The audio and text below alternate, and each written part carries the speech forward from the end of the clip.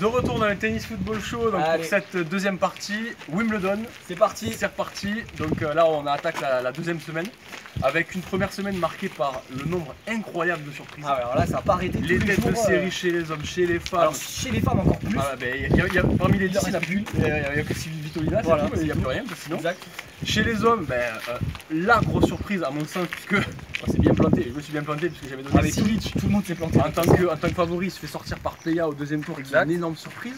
Exact. Après, on a d'autres surprises comme Zverev qui perd, comme Tim qui abandonne, alors on sait pas trop pourquoi, Goffin qui perd. Ouais. Tu vois, j'en rigole aujourd'hui, mais Gasquet et Monfils, on avait dit tous les deux que Gasquet Gasquet allait écraser Monfils. Exactement, mais c'est incroyable. Monfils gagne en 3-7. Et il est en huitième de finale. Et il joue actuellement contre Anderson, il était mené à 7-0, oui, donc j'espère que ça va aller pour lui. Mais bon, déjà, il a été en huitième, c'est la première fois pour lui. C'est la première fois pour lui. Et jamais de la vie, on aurait parié sur ça. Donc il faut le souligner. Donc bravo Gaël, honnêtement.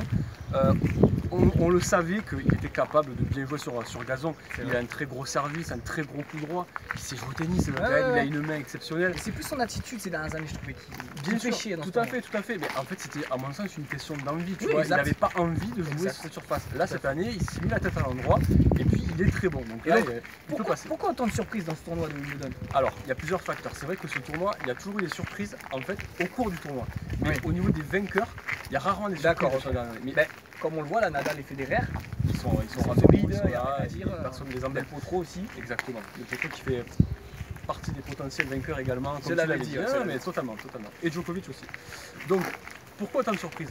Disons que le gazon, c'est vraiment une surface très particulière. Le rebond est très bas.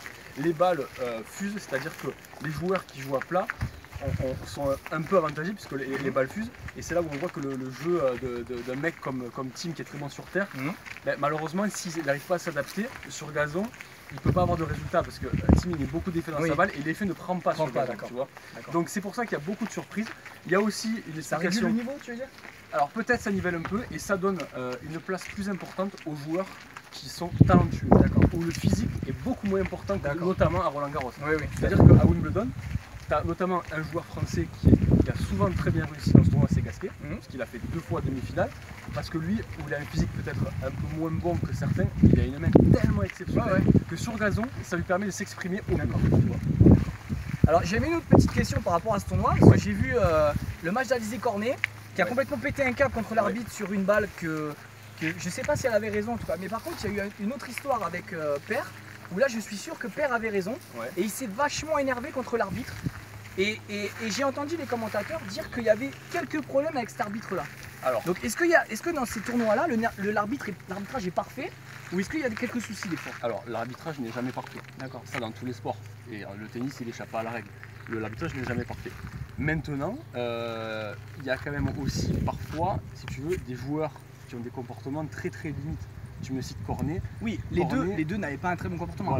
Mais je trouvais que leur revendication de base, même si après leur attitude suivant le match, c'était pas bon, mais leur revendication de base, elle était pas non plus usurpée, c'est-à-dire qu'il y avait vraiment une erreur. Alors, il est possible qu'ils commettent des erreurs, c'est certain, mais honnêtement, globalement, dans le tennis, les arbitres ont plutôt une très bonne image, une très bonne réputation, et ils font globalement très peu d'erreurs parce qu'ils ont aussi des moyens pour faire peu d'erreurs. Ils ont beaucoup de juges de ligne, même il y a le Hawkeye aussi évidemment, les caméras, donc ça limite les erreurs.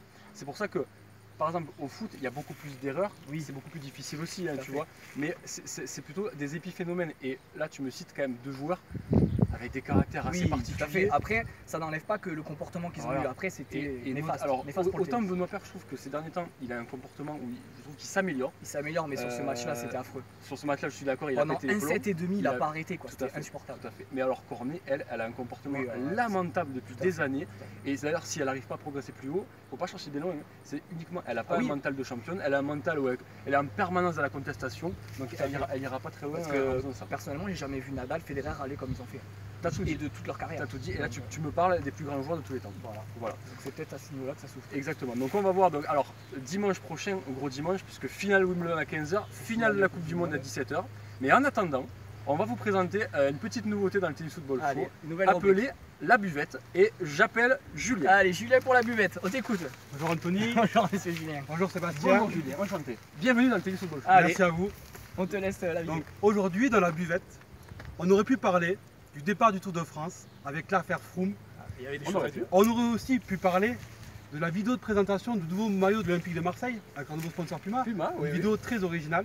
Très sympa. Mais j'ai plutôt décidé de parler de la fin de l'ère Tony Parker chez les San Antonio Spurs. Ouais. Ça, 17 ans, c'est ça? 17 ans. 17 ans d'une franchise américaine. Ça, c'est beau. Cette franchise elle a permis de devenir le plus grand basketteur de l'histoire du basketball français. Un palmarès énorme. Mais c'est fini. Ce Tony Parker, plutôt habitué des EVA, va partir pour Caroline du Nord et pour Charlotte Hornets. Eh ben, très bien. Du bien beau butinage en perspective pour ce futur frelon. Allez, Voilà. c'est parfait. Merci Julien. Mais tout ça pour vous dire que dans la vie, le tennis et le football c'est joli, mais il y a la buvette aussi. Merci. Merci Julien. Allez, à bientôt. Très sympa. Allez, Ciao. à bientôt. Ciao.